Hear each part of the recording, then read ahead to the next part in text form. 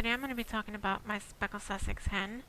Now, the Speckled Sussex is a breed that originated in England, and they're considered a dual-purpose breed, which means that they're kept for both eggs as well as meat. The hen should be about 7 pounds, and your rooster should get about 9 pounds. And they'll lay about 4 or 5 eggs a week, and as you can see, mine are doing well here, free-ranging with the rest of my layer flock.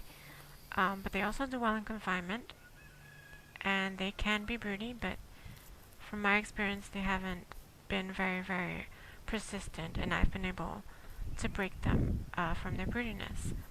So there's a little bit more information at the end of this video, and stay tuned if you're interested.